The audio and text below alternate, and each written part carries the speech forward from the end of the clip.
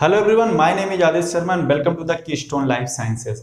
Last lecture में हम लोग सेल मेम्ब्रेन के बेसिक स्ट्रक्चर के बारे में बात कर रहे थे और वहां पे हमने आपको बताया था कि प्लाज्मा मेम्ब्रेन के ऑर्गेनाइजेशन में कौन कौन से बायोमोलिक्यूल्स इन्वॉल्व होते हैं और उनकी प्लाज्मा मेम्ब्रेन में क्या लोकेशन होती है। सारी चीजें हम लोगों ने डिस्कस किया था। अगर आपने वो वीडियो नहीं देखा है तो आप सबसे पहले उस वीडियो को देखिए ताकि आपको आगे आने वाले वीडियोस को समझने में कोई परेशानी ना हो और आप आसानी के साथ सारी चीजें समझ जाएंगे। इस लेक्चर में हम लोग उन्हीं कंपोनेंट्स की one by one study start करेंगे। तो चलिए स्टार्ट करते हैं। लास्ट लेक्चर में मैं जब आपको प्लाज्मा मेम्ब्रेन के स्ट्रक्चर के बारे में बता रहा था तो मैंने आपसे कहा था कि फ्लूइड मोज़ेक मॉडल के अकॉर्डिंग प्लाज्मा मेम्ब्रेन जो होती है वो दो मेजर कंपोनेंट से मिलकर के बनी होती है। एक तो होती है लिपिड बाइलेयर और दूसरी होती है प्रोटीन्स।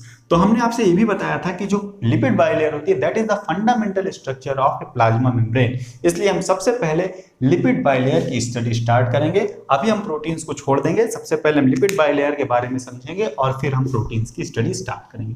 ठीक है, जब हम बात करते हैं लिपिड बाइलेयर की तब सबसे पहली बात जो आपको याद रखनी चाहिए, lipid bilayer is the fundamental structure of the fundamental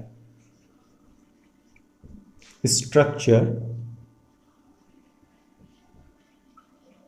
of the plasma membrane. ठीक है, सबसे पहली चीज आपको ये याद रखनी चाहिए, this are the fundamental structure का मतलब पूरी जो प्लाज्मा मेम्ब्रेन होती है वो एक लिपिड बाइलेयर की बनी होती है जिसमें प्रोटीन्स एसोसिएटेड होते हैं। ठीक है, तो दूसरी चीज they are made up of किन चीजों की बनी होती है, ये लिपिड बाइलेयर किस चीज की बनी होती है, they are made up of amphipathic lipid molecules, या हम कह सकते हैं two monolayers of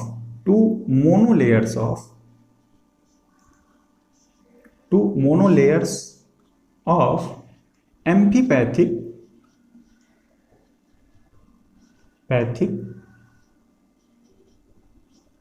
lipid molecules।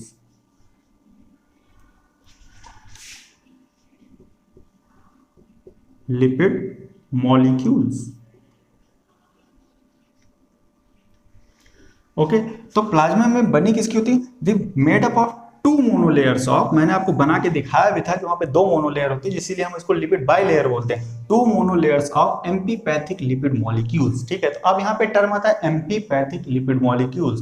तो एम्फीपैथिक लिपिड मॉलिक्यूल्स को समझाने से पहले मैं आपको सबसे पहले बता दूं कि ये एम्फीपैथिक मॉलिक्यूल्स क्या होते हैं। एम्फीपैथिक मॉलिक्यूल्स ऐसे मॉलिक्यूल्स होते हैं जिनके पास डुअल नेचर होता है। डुअल नेचर का मतलब उनके पास एक पोलर मॉलिक्यूल्स की तरह भी बिहेव करने की कैपेबिलिटी होती है और नॉन पोलर मॉलिक्यूल्स की तरह भी बिहेव करने की कैपेबिलिटी होती है। मतलब उसमें दो रीजन पाए जाएंगे, एक रीजन ऐसा होगा जो पोलर होगा, दूसरा रीजन ऐसा होगा जो नॉन पोलर होगा। ठीक है, तो एम्फीपैथिक मॉलिक्यूल्स के पास दो तरह के रीजन्स होते हैं, एक होते हैं पोलर रीजन होता है और दूसरा होता है नॉन पोलर रीजन। ठीक है, नॉन पोलर।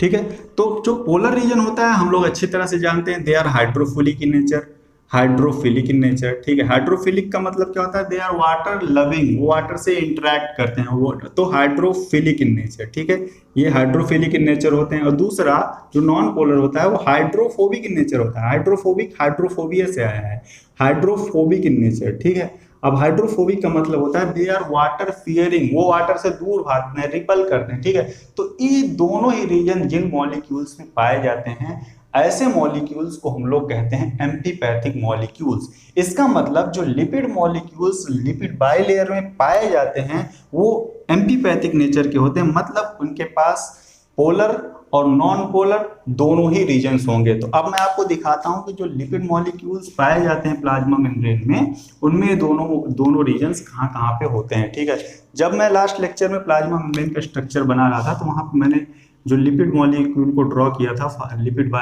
बाइलेयर में जो लिपिड मॉलिक्यूल को ड्रॉ किया था वो कुछ इस तरह से ड्रॉ किया था। ठीक है, तो अब इसमें पोलर और नॉन पोलर रीजन कहाँ पे है मैं आपको जस्ट रिफ्रेश कर रहा हूँ। आपको ये जो स्फेरिकल शेप का यहाँ पे स्ट्रक्चर दिख रहा है that is polar region of the lipid molecule, और ये जो टेल्स दिख रही हैं दोनों ये नॉन पोलर रीजन हो जाती है इसकी, non polar region of the lipid molecule. ठीक है, तो अब इसके पास दोनों रीजन है, पोलर रीजन भी है मतलब वाटर लविंग रीजन भी है, वाटर फियरिंग रीजन भी है, इसलिए एक ऐसा मॉलिक्यूल हो गया that is the amphipathic molecule.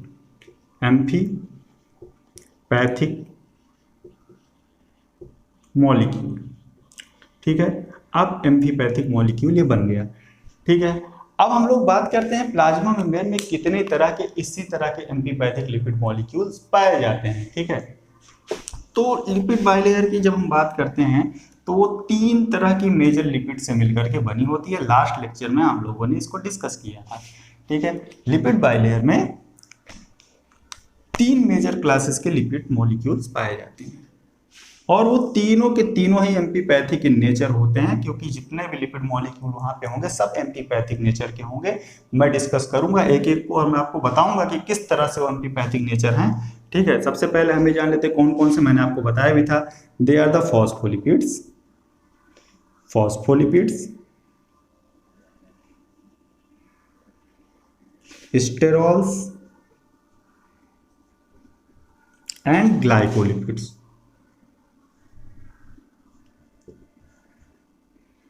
ठीक, और मैंने आपको ये भी बताया कि ये जो लिपिड बाइलेयर है ये मेम्ब्रेन का फंडामेंटल स्ट्रक्चर है। इसका मतलब इसमें जो भी कंपोनेंट्स पाए जा रहे हैं ये बहुत इंपॉर्टेंट है मेम्ब्रेन के ऑर्गेनाइजेशन में, इसलिए मैं इन सब की सेपरेटली बात करूंगा। तो सबसे पहले जो मेम्ब्रेन का मेजर पार्ट बनाती है, सबसे ज्यादा पाई जाने वाली जो फास्फोलिपिड होती है वहां पे, दैट इज फास्फोलिपिड। हम सबसे पहले फास्फोलिपिड्स की बात करेंगे। ठीक है, तो आज इस लेक्चर में हम लोग फास्फोलिपिड से स्टार्ट करते हैं। ठीक है, तो फास्फोलिपिड जो होती हैं, फॉस्फोलिपिड्स,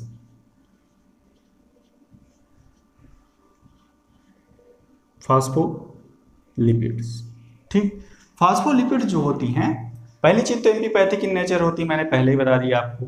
ठीक है, फास्फोलिपिड जो होती हैं वो कहां से डेरिवेटाइज होकर आ रही है, मतलब उनका बैकबोन मॉलिक्यूल क्या है, वो किस मॉलिक्यूल से डिराइव होकर आ रही हैं, इसके अकॉर्डिंग वो 2 प्रकार की हो सकती है, मतलब 2 टाइप्स की हो सकती हैं। ठीक है, एक होती हैं ग्लाइसेरोफॉस्फोलिपिड्स, ग्लाइसेरोफॉस्फोलिपिड्स,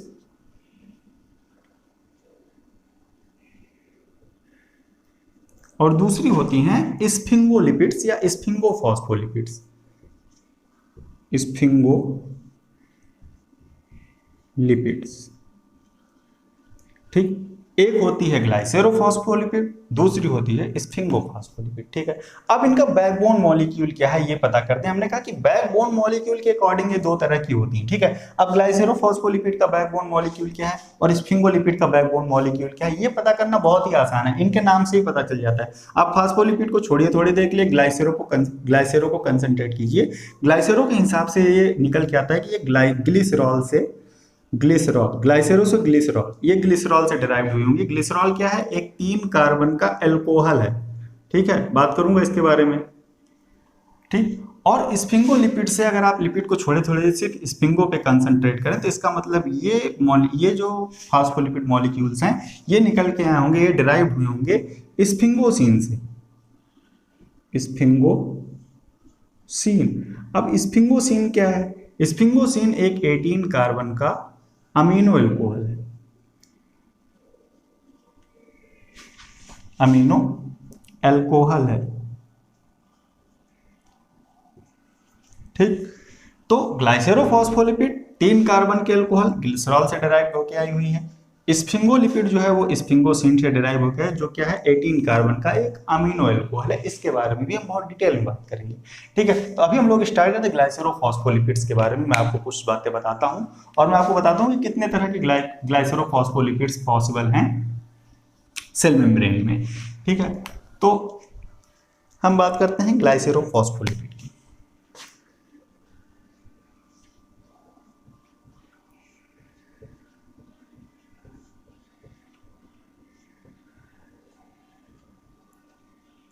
ठीक, ग्लाइसेरोफॉस्फोलिपिड्स के बारे में जब हम बात करते हैं, सबसे पहली चीज आपको मैंने बताई दिया, दे आर डेराइव्ड फ्रॉम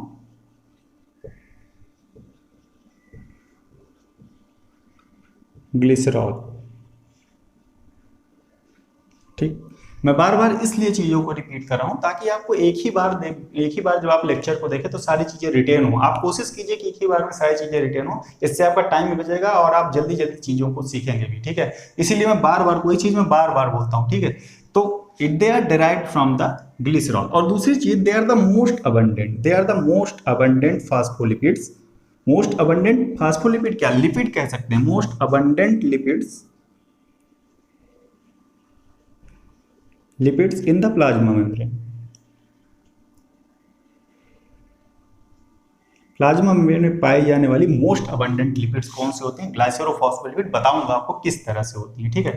ये दो बातें आपको याद रखनी चाहिए। पहली चीज, they are derived from the glycerol, 3 carbon का अल्कोहल है। दूसरा, they are the most abundant lipids in the plasma membrane, ठीक है। दो चीजें आपको याद रखनी है। अब मैं आपको बताता हूं कि ग्लिसरॉल जो ग्लिसरोफॉस्फोलिपिड्स होती है उसमें कौन कौन से कंपोनेंट पाए जाते हैं और कैसे एम्फीपैथिक नेचर की होती है, ठीक है। तो मैंने कहा कि ग्लिसरॉल से डिराइव्ड होंगे ग्लाइसेरोफॉस्फोलिपिड, तो इसका मतलब होगा कि उसमें एक तो ग्लिसरॉल होगा। टोटल इसमें 4 कंपोनेंट होते हैं, 4 कंपोनेंट्स।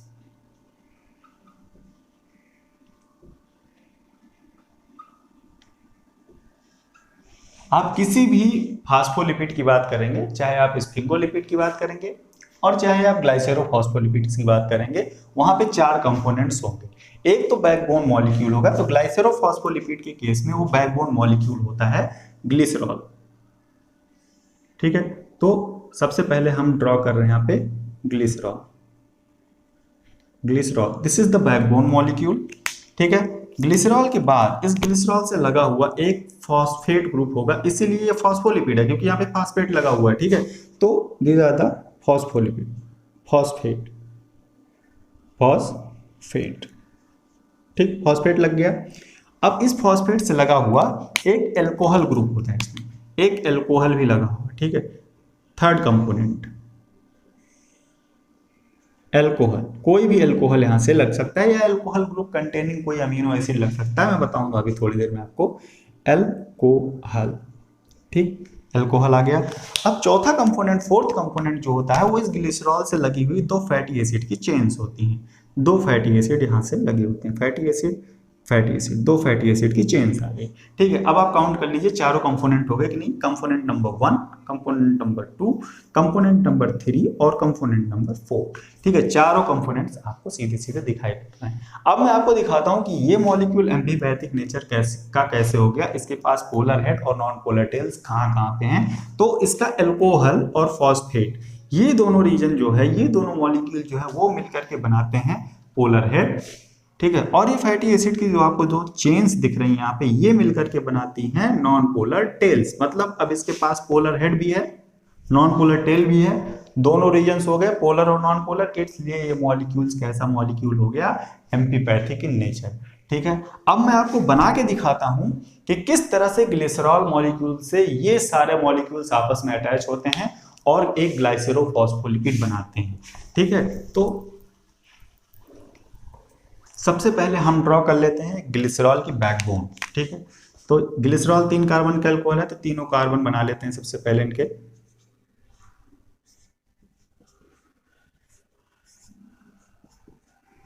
ठीक, ये 3 कार्बन बन गए, कार्बन नंबर 1, कार्बन नंबर 2 और कार्बन नंबर 3, ठीक है। अब कार्बन नंबर 1 से एक फैटी एसिड जुड़ा रहता है, ठीक है। ये फैटी एसिड आया और ये जुड़ गया, this is the fatty acid number 1। Carbon number 2 से एक दूसरा फैटी एसिड जुड़ा होता है,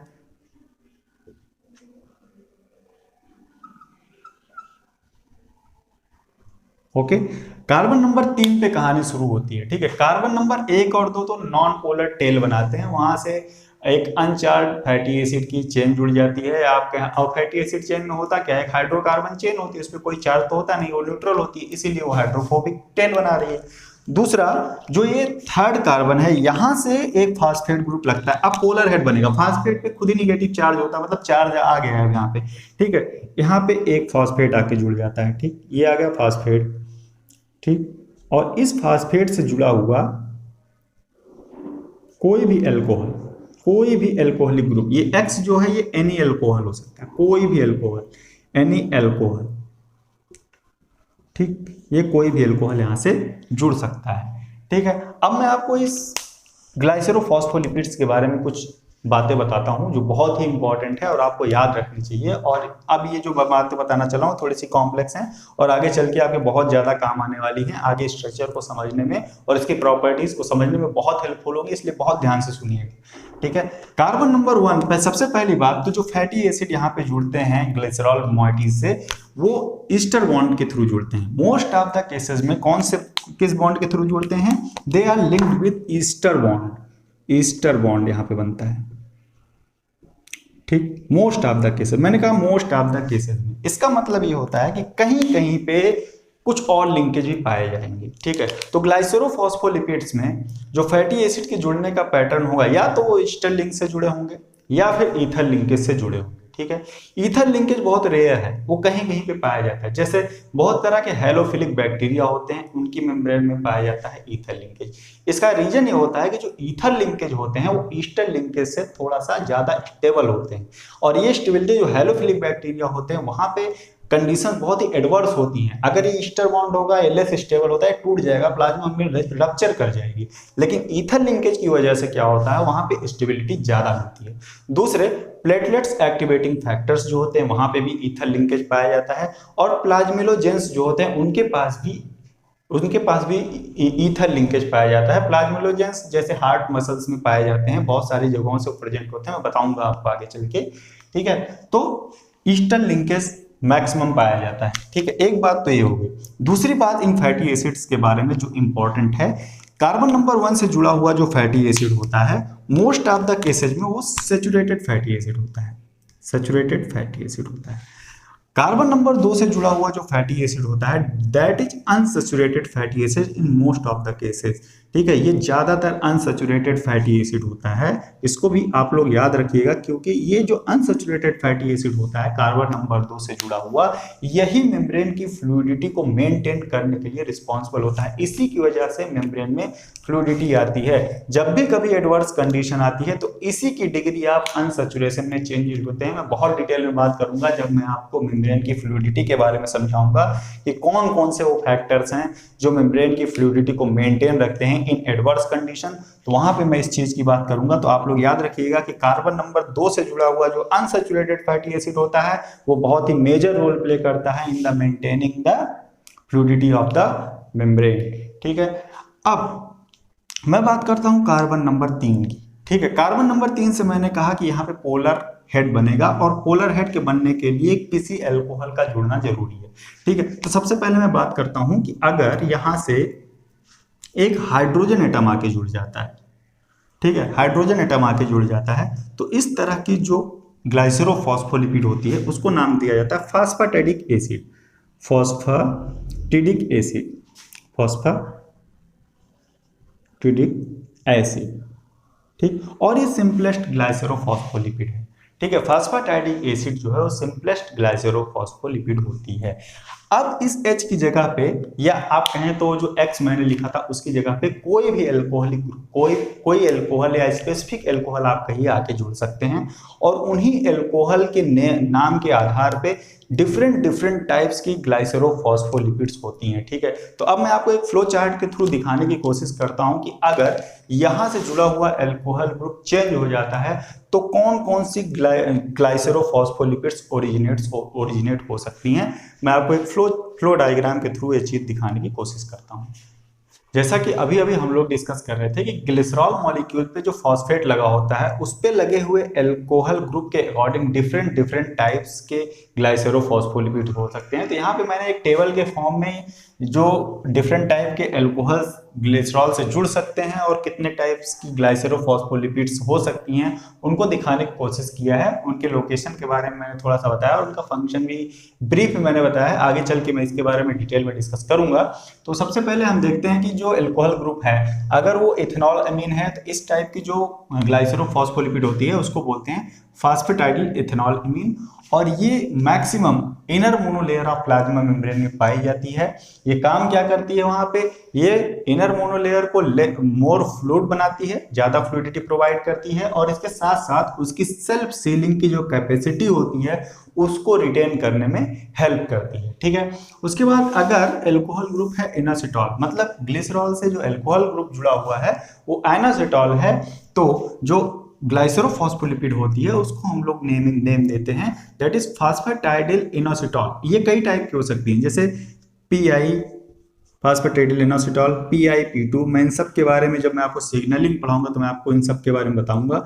PIP2 एटसेट्रा बहुत टाइप की होती हैं। ये भी ज्यादातर inner monolayer of plasma membrane में पाई जाती हैं। करते क्या हैं, ये भी फ्लूइडिटी प्रोवाइड करती हैं, इनर मोनोलेयर को फ्लूइडिटी प्रोवाइड करती हैं, उनको ज्यादा फ्लूइड बनाती हैं। इसके साथ साथ ये बहुत तरह के सिग्नलिंग मॉलिक्यूल्स भी प्रोड्यूस करते हैं। कब?